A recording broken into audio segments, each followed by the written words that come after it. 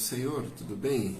Etevaldo, eu sou pastor já há 30 anos, dia 7 de janeiro agora eu faço 31 anos, olha que bênção. E estou aqui para falar com você a respeito de guerra no Brasil.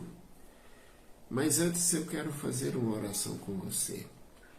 Pai nosso que estás no céu, santificado seja o teu nome, venha a nós o teu reino, seja feita a tua vontade, assim na terra como nos céus. O pão nosso de cada dia nos dá hoje, perdoa as nossas ofensas, assim como nós perdoamos a quem nos tem ofendido, e não nos deixes cair em tentação, mas livra-nos de todo mal, porque teu reino, o poder e a glória para sempre. Irmãos, como de praxe, eu tenho o costume de ler um texto antes de eu começar a falar aquilo que Deus tem me mostrado. Fica aqui em 2 Crônicas, se você quiser me acompanhar, por favor, o faça. 2 Crônicas, capítulo 6, verso 34 e 35. Quando o teu povo sair à guerra contra os seus inimigos, pelo caminho que os enviares, e orarem a ti voltados para esta cidade que escolheste, e para esta casa que edifiquei ao teu nome, ouve tu nos céus a sua oração e a sua súplica, e executa o seu direito. Amém. Irmãos, é o seguinte, esta palavra, ela fala a respeito de guerra. Salomão, quando ele foi consagrar o templo, ele orou ao Senhor e falou assim: Senhor, se o teu povo, se os israelitas saírem à guerra, orarem voltados para essa casa, ouve nos céus e atenda à oração dos teus filhos. Nós sabemos que hoje o templo já não existe mais e que a casa de que ele está falando aqui era um tipo de Cristo, É um tipo de Jesus. Então, se nós hoje orarmos olhando para o Senhor Jesus, nós seremos livres da guerra, não é? Amém. Se fizermos isso, obviamente a nação inteira tem que fazer isso. Não é só um e outro. Todo mundo tem que estar engajado na oração, pedindo misericórdia ao Senhor para nos livrar e nos guardar. Muito bem, vamos então à revelação.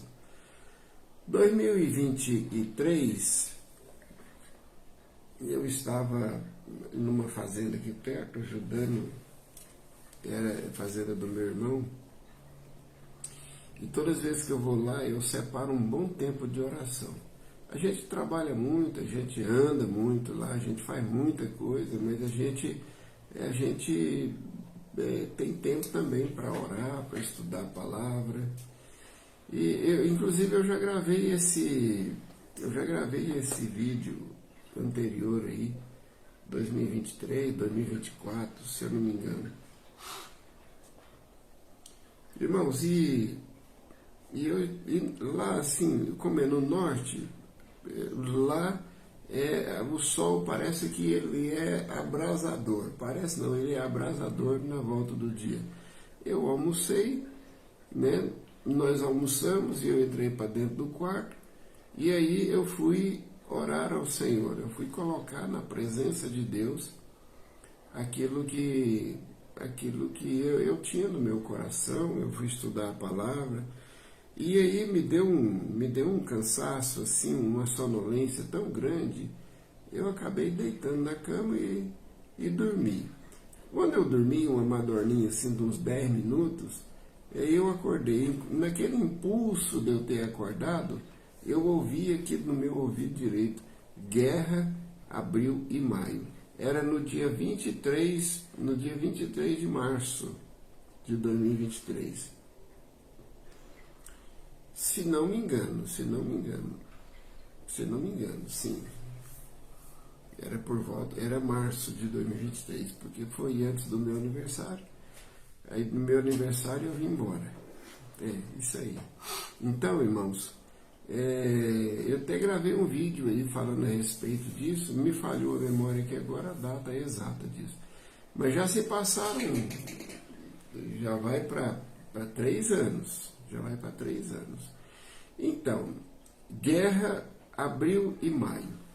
Logo depois que Deus deu essa revelação, Israel e Irã entraram em guerra e foram bombardeados lá, né, depois de um tempo, e Rússia entrou em guerra, Índia e Paquistão entraram em guerra, e foi assim, começou a intensificar as guerras. Taiwan e China começaram a se... né?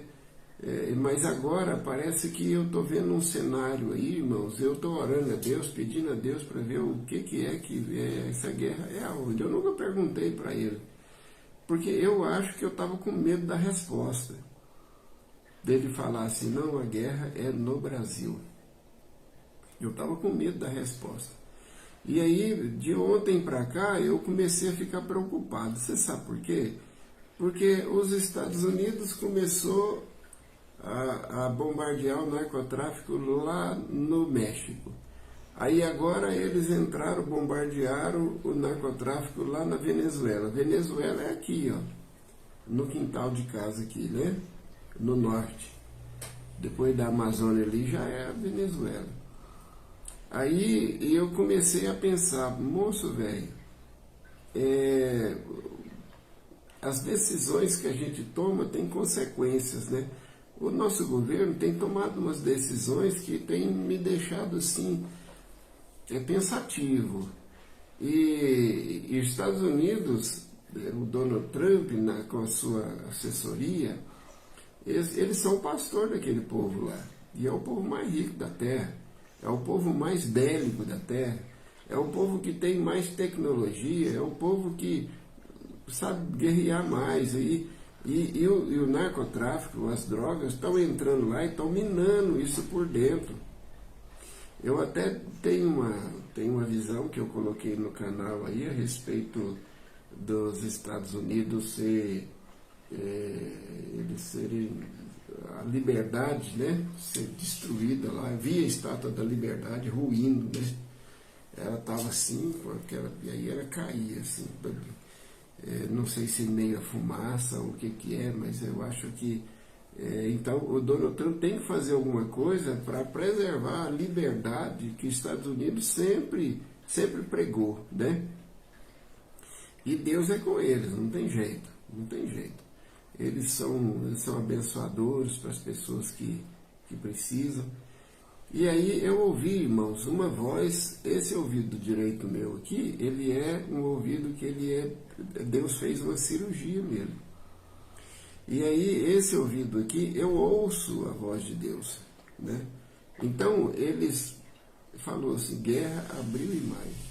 Eu acho que essa guerra, irmãos, é aqui no Brasil. Eu acho que é, porque está descendo aí, ó, do norte para cá.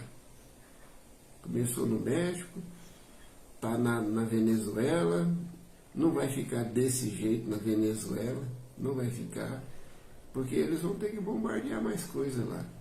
E aí, depois vai vir para o Brasil, acredito eu. O que você acha? Você acha que eu estou certo nessa minha análise bem simplória, simplista? Se você achar que eu estou certo, coloque aí nos comentários aí. Coloque aí nos comentários aí a necessidade dos Estados Unidos tá fazendo essas guerras. Será que é guerra no Brasil mesmo? Será que eu estou certo, irmão? Me ajuda. Se você teve alguma revelação, conta aí nos comentários. Grava um vídeo, manda para mim e nós vamos colocar aqui no vídeo, aqui no meu canal. Eu estou deverasmente preocupado porque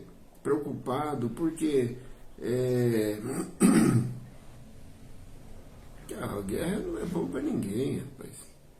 Guerra não é bom para ninguém. Existia uma mulher, o exército de Israel cercou lá para destruir. uma cidade, eu acho que era Ziklag, lá no Israel. Aí eles falaram: que você está procurando quem? Eu falei: eu estou procurando uma pessoa. Ele falou: peraí. Ele foi lá e matou essa pessoa. Ele falou: não, nós queremos é paz. Então eu acho que por causa de meia dúzia de pessoas a gente entrar em guerra é ruim, hein? Bom, mas de qualquer forma, o Brasil sendo governado dessa forma, nós escolhemos um lado. Não adianta você falar: eu não escolhi. Não, mas o Brasil todo escolheu um lado. E agora tem consequências desse lado, né? Tá bom. Eu queria só compartilhar, se você se inscreveu no meu canal, se você colocou o seu like, se você fez o seu comentário, eu estou orando por você, para Deus abençoar a sua vida. Esse ano 2026 vai ser um ano de bênção para quem está segurado na orla da veste do Senhor. Agora, para quem está solto, irmão, tem que estar fora da igreja, isso vai azedar, você pode ter certeza. Que Deus te abençoe e te guarde, que Deus faça resplandecer o rosto dele sobre você e que Deus tenha misericórdia de você. Em nome de Jesus, até o próximo vídeo. Amém? Agradeço a Deus por estar com vocês mais uma vez e desta feita para relatar uma visão. Na verdade, eu nem queria falar disso agora, mas hoje pela manhã eu fui despertado para relatar esta visão. O mundo está em ebulição e nós precisamos atentar para a vinda do Senhor Jesus.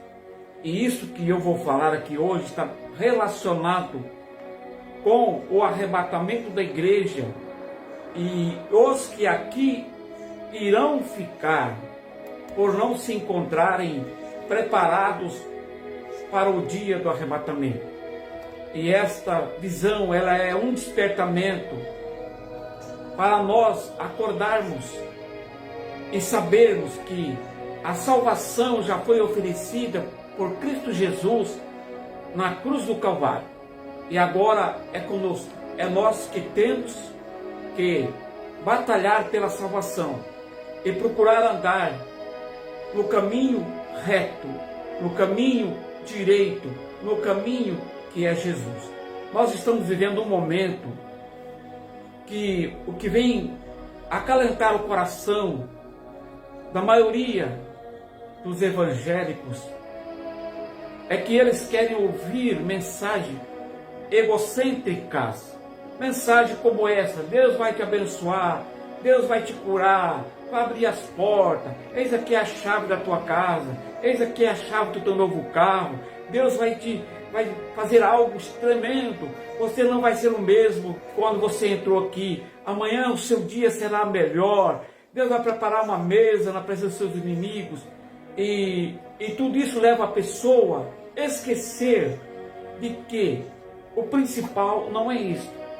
Não foi isto que o Senhor Jesus falou em Mateus capítulo 6, versículo 33, que diz assim: buscai primeiramente o reino de Deus e a sua justiça, e todas essas coisas vos serão acrescentadas. Vou relatar para vocês a visão. Ela é assustadora e não deixa de também nos trazer uma preocupação enorme com a nossa salvação. Como que nós vamos estar naquele dia que a voz do Senhor Jesus ecoar como uma trombeta nos ares, nos chamando para o encontro com Ele. E não basta apenas eu ser um religioso, não basta eu dizer: eu fui batizado, eu frequento a igreja, eu sou dizimista, eu sou ofertante, eu tenho esse ou aquele cargo na igreja onde eu congrego. Isso não é suficiente.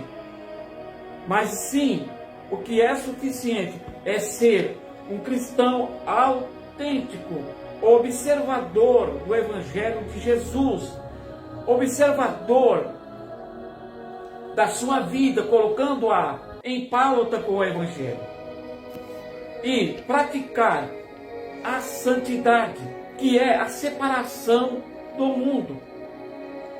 A visão, ela é assustadora. E você deixa o seu like, inscreva-se nesse canal, acione também o sininho das notificações. O YouTube vai entender que este vídeo é relevante e vai repassar para mais pessoas. E com isso, mais pessoas serão despertadas. A visão trata-se do arrebatamento da igreja que tinha acontecido. O Senhor me mostrava o que vai acontecer depois do arrebatamento com aqueles que quiserem professar a sua fé em Cristo Jesus. Eu me achava em uma cidade, porém eu estava em um lugar seguro. E eu sabia que tinha acontecido o arrebatamento. Então eu comecei a ver a situação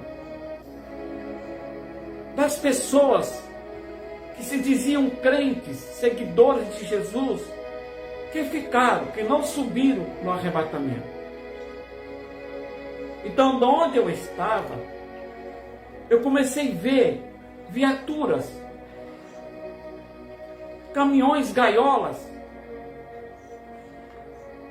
e agentes da autoridade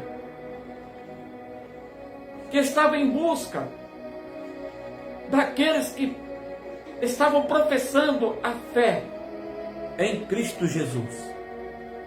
Então esses agentes saíam na captura dessas pessoas, prendendo-as, amarrando-as e tratando-as com muita brutalidade, tortura e violência. E amarrados fazia com que eles entrassem nesses caminhões gaiola. E não tinha quem os socorresse. Não havia livramento para eles. Eu via anciões, anciãs, eu via homens e mulheres, moços e moças, e eram tratados com muita brutalidade. E os conduziam para local ignorado. Mas na visão, na minha mente, vinha isto: eles estão sendo levados para campos de concentrações e ficarão expostos ao sol, à noite, ao frio, para sofrerem, passarem fome, sede, para fazer com que eles negassem o nome de Jesus. E depois disto, começou a ventar bastante, ventar forte. E junto com esse vento vinha calor também. É como se fosse um vento quente.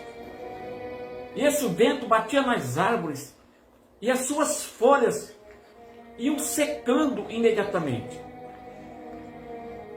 a ponto que as árvores ficou como que árvores secas. Tudo ali parecia que estava morto, não tinha árvores verdes, todas estavam secas, as suas folhas caíram, secaram pela força desse vento quente. Então alguém me levou a uma praça de uma cidade, e no meio dessa praça havia ali um memorial com nomes escritos. E esse memorial tinha um formato de coluna. E eu via muitos nomes escritos ali, naquele memorial. Só que os nomes estavam escritos em outro idioma. E eu não entendia e não sabia quais eram o nome. Mas chegou num determinado nome, eu entendi, eu compreendi o idioma, e era o meu nome que estava escrito naquele memorial. Louvado seja o nome do Senhor Jesus. E a palavra de Deus fala disso. E nós vamos meditar no texto das Sagradas Escrituras que faz menção a isto. Vamos ver. Apocalipse capítulo 2, versículo 17. Quem tem ouvidos, ouça o que o Espírito diz às igrejas. Ao que vencer, darei eu a comer do maná escondido, e dar-lhe-ei uma pedra branca, e na pedra um novo nome escrito, o qual ninguém conhece, senão aquele que o recebe. Foi mais ou menos isso que eu vi. Eu não entendi os outros nomes, mas quando chegou o meu nome, eu entendia. Eu sabia que era o meu nome, que estava ali naquele memorial. Não é só aqui, nesse texto, que menciona isso. No capítulo 3, o versículo 12 de Apocalipse, está escrito: a quem vencer, eu o farei coluna no templo do meu Deus, e dele nunca sairá. Escreverei sobre ele o nome do meu Deus, e o nome da cidade do meu Deus, a nova Jerusalém, que desce do céu, do meu Deus, e também o meu novo nome. Louvado seja o nome do nosso Senhor Jesus Cristo. Uma certa feita, o Senhor Jesus, Ele enviou seus discípulos de 2 em 2 para um trabalho, para uma missão evangelística, e deu a eles autoridade para curar os enfermos e expulsar os demônios. No que eles fizeram, e voltaram felizes, contentes, e passaram para o Senhor Jesus o relatório, e dizia: no teu nome, Senhor, até os demônios nos submetem. E Jesus disse assim: não alegrai-vos por isso, mas alegrai-vos antes, pelo vosso nome está escrito no livro da vida. E algumas passagens bíblicas no Novo Testamento, o Senhor disse assim: apartai-vos de mim, porque eu não vos conheço. Então, o importante não é receber bênçãos aqui. O importante não é ser abençoado aqui. Isso fica em segundo plano. Mas o importante é ter certeza da salvação. Ter certeza que o nosso nome está escrito lá. Ter certeza de estar preparado para o dia da vinda do Senhor. Nós sabemos que não vai ser nada fácil para os que aqui ficarem. E terão que lutar pela sua salvação ao preço da sua própria vida. Pois assim está escrito na palavra de Deus. Quando o Senhor Jesus vir tirar a sua igreja daqui, haverá um tempo tenebroso, um tempo de angústia, de sofrimento e distúrbios, como nunca aconteceu.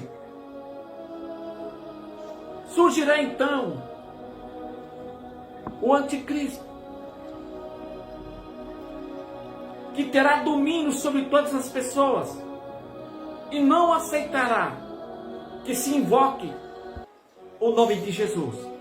Então essas pessoas que quiserem invocar o nome do Senhor Jesus serão subjugadas, maltratadas, torturadas e serão martirizadas. Pois assim a palavra de Deus diz. E nós vamos meditar no texto que se refere a isso que eu estou falando. Apocalipse capítulo 13, verso 1 até o 8.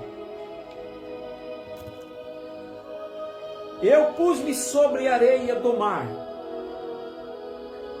e vi subir do mar uma besta, que tinha 7 cabeças e 10 chifres, e sobre os chifres 10 diademas, e sobre as cabeças um nome de blasfêmia. Verso 2. E a besta que vi era semelhante ao leopardo, e os seus pés como de urso, e a sua boca como de leão. E o dragão deu-lhe o seu poder, e o seu trono, e grande poderio. E vi uma de suas cabeças como ferida de morte, e a sua chaga mortal fora curada. E toda a terra se maravilhou após a besta. E adoraram o dragão, que deu à besta o seu poder. E adoraram a besta, dizendo: quem é semelhante à besta? Quem poderá batalhar contra ela? E foi-lhe dado uma boca para proferir grandes coisas e blasfêmias. E deu-se-lhe o poder para continuar por 42 meses. E abriu a boca em blasfêmias contra Deus, para blasfemar do seu nome, e do seu tabernáculo, e dos que habitam no céu. E foi-lhe permitido fazer guerra aos santos e vencê-los. E deu-se-lhe poder sobre toda a tribo, língua e nação.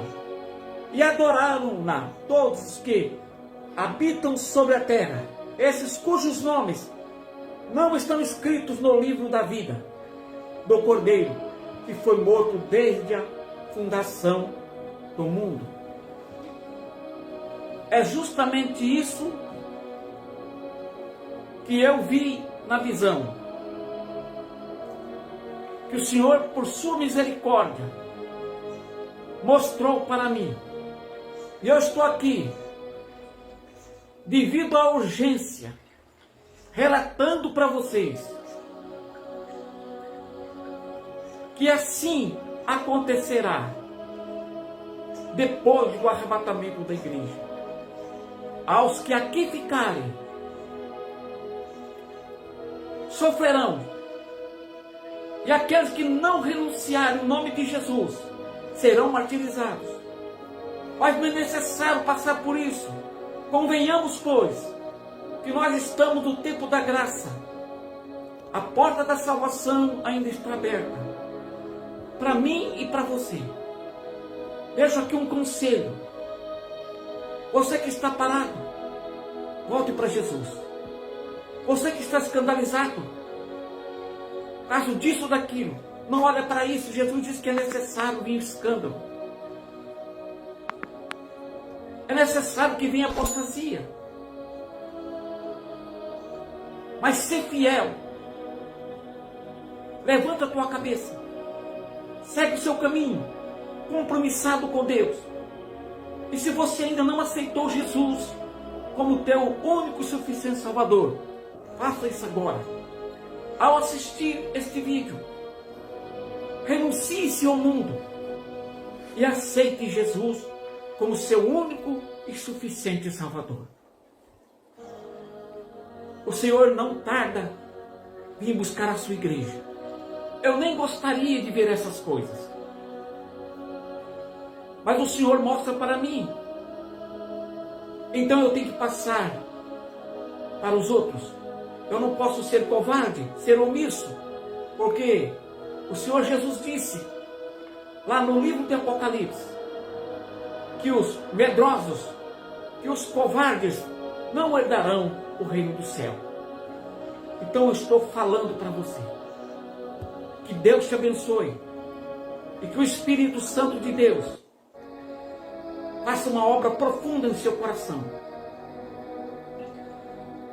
para que você também possa fazer parte do arrebatamento da igreja. Que você possa ouvir o clamor de Jesus nos ares, como uma grande trombeta, chamando os mortos à ressurreição e proclamando a transformação dos santos que o esperam.